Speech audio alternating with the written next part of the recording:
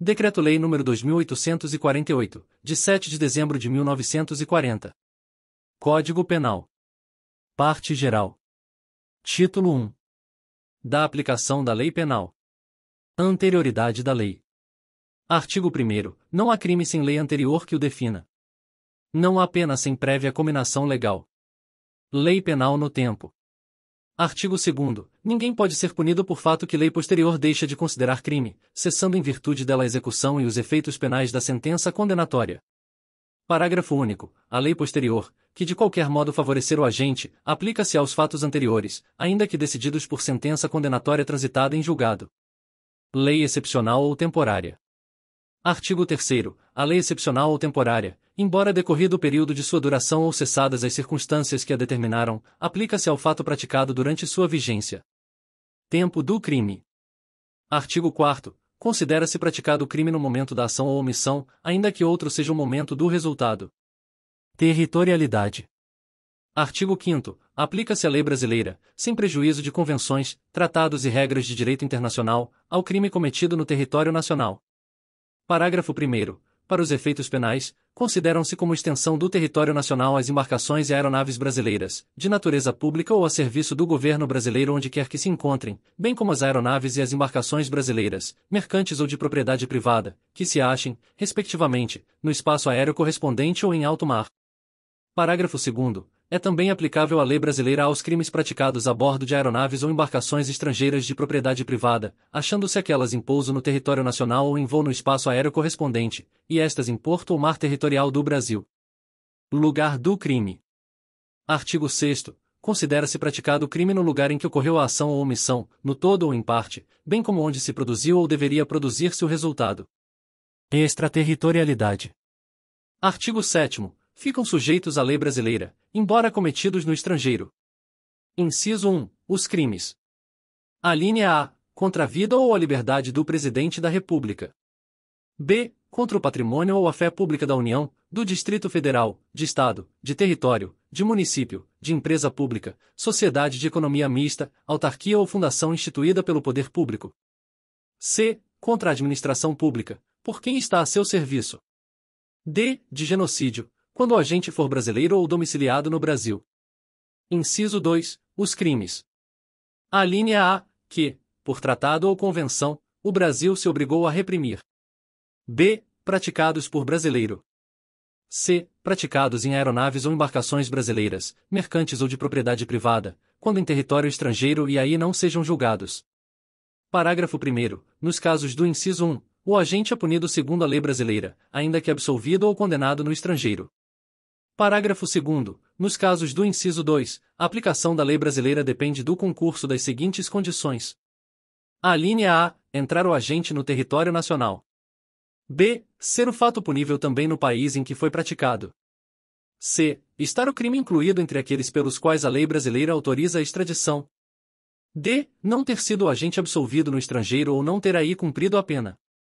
E. Não ter sido o agente perdoado no estrangeiro ou, por outro motivo, não estar extinta a punibilidade, segundo a lei mais favorável. Parágrafo 3º. A lei brasileira aplica-se também ao crime cometido por estrangeiro contra brasileiro fora do Brasil, se, reunidas as condições previstas no parágrafo anterior. Alínea A. Não foi pedida ou foi negada a extradição. B. Houve requisição do Ministro da Justiça. Pena cumprida no estrangeiro.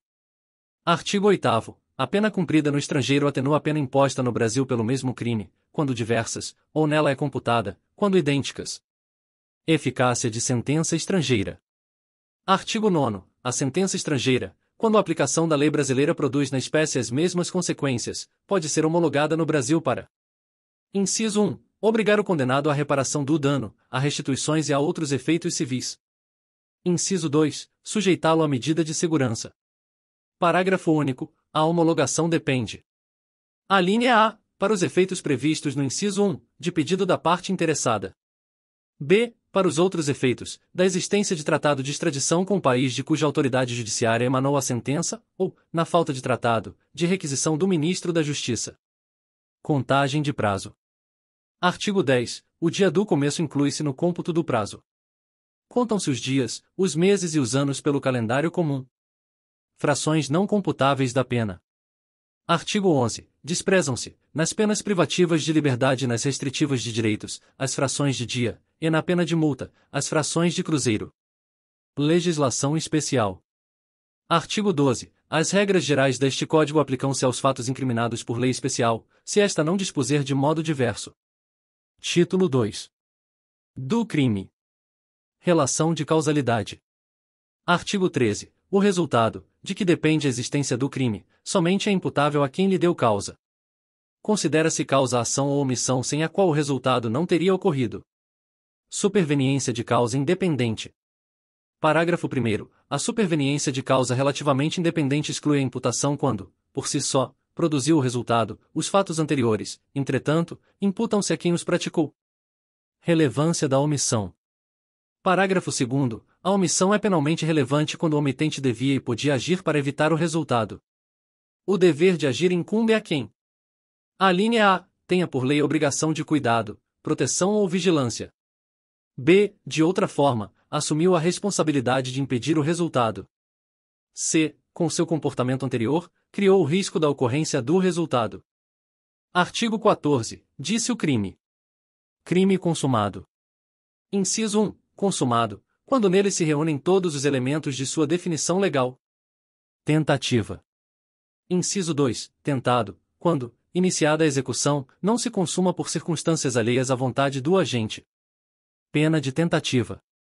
Parágrafo único. Salvo disposição em contrário, pune-se a tentativa com a pena correspondente ao crime consumado, diminuída de 1 a 2/3. Desistência voluntária e arrependimento eficaz. Artigo 15. O agente que, voluntariamente, desiste de prosseguir na execução ou impede que o resultado se produza, só responde pelos atos já praticados. Arrependimento posterior. Artigo 16. Nos crimes cometidos sem violência ou grave ameaça à pessoa, reparado o dano ou restituída a coisa, até o recebimento da denúncia ou da queixa, por ato voluntário do agente, a pena será reduzida de 1 a 2/3.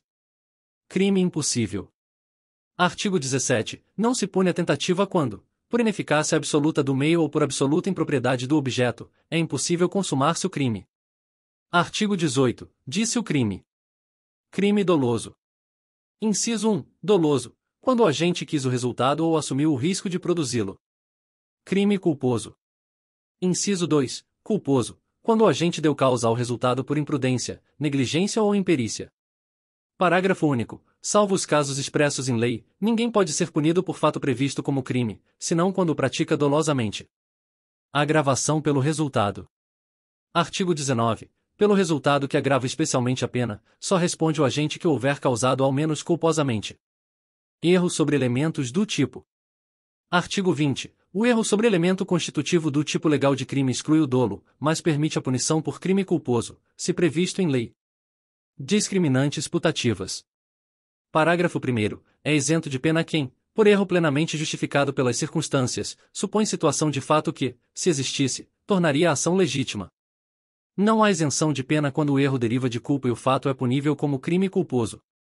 Erro determinado por terceiro. Parágrafo 2º. Responde pelo crime o terceiro que determina o erro. Erro sobre a pessoa. Parágrafo 3º. O erro quanto à pessoa contra a qual o crime é praticado não isenta de pena. Não se consideram, neste caso, as condições ou qualidades da vítima, senão as da pessoa contra quem o agente queria praticar o crime. Erro sobre a ilicitude do fato. Artigo 21. O desconhecimento da lei é inexcusável. O erro sobre a ilicitude do fato, se inevitável, isenta de pena, se evitável, poderá diminuí-la de 1/6 a 1/3. Parágrafo único. Considera-se evitável o erro se o agente atua ou se omite sem a consciência da ilicitude do fato, quando lhe era possível, nas circunstâncias, ter ou atingir essa consciência. Coação irresistível e obediência hierárquica. Artigo 22. Se o fato é cometido sob coação irresistível ou em estrita obediência à ordem, não manifestamente legal, de superior hierárquico, só é punível o autor da coação ou da ordem. Exclusão de ilicitude. Artigo 23. Não há crime quando o agente pratica o fato. Inciso 1. Em estado de necessidade. Inciso 2. Em legítima defesa. Inciso 3. Em estrito cumprimento de dever legal ou no exercício regular de direito. Excesso punível. Parágrafo único. O agente, em qualquer das hipóteses deste artigo, responderá pelo excesso doloso ou culposo. Estado de necessidade. Artigo 24. considera-se em estado de necessidade quem pratica o fato para salvar de perigo atual, que não provocou por sua vontade, nem podia de outro modo evitar, direito próprio ou alheio, cujo sacrifício, nas circunstâncias, não era razoável exigir-se. Parágrafo 1º. Não pode alegar estado de necessidade quem tinha o dever legal de enfrentar o perigo. Parágrafo 2º. Embora seja razoável exigir-se o sacrifício do direito ameaçado, a pena poderá ser reduzida de 1 a 2/3. Legítima defesa. Artigo 25. Entende-se em legítima defesa quem, usando moderadamente dos meios necessários, repele injusta agressão, atual ou iminente, a direito seu ou de outrem. Parágrafo único. Observados os requisitos previstos no caput deste artigo, considera-se também em legítima defesa o agente de segurança pública que repele agressão ou risco de agressão à vítima mantida refém durante a prática de crimes.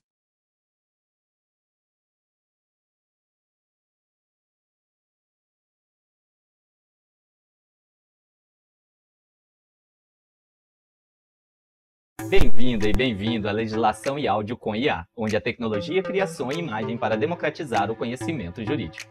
Aqui nós e você aperfeiçoamos juntos a tecnologia para produzir conteúdos cada vez mais precisos e acessíveis. Seu papel é vital. Para garantir melhor experiência, contamos com 2 níveis de qualidade. No nível GPT, o conteúdo é refinado pelas tecnologias com a ajuda do GPT. Agora o seu like e críticas da pronúncia e do texto são essenciais. No nível comunidade, seu vídeo foi relançado incorporando o seu desejo e o da comunidade do canal. Agora o seu like e comentários positivos decidirão a prioridade do próximo vídeo desta norma. Estamos prontos para começar. Você mostrando as melhorias necessárias e nós criando novos vídeos. Sua participação é o nosso maior incentivo.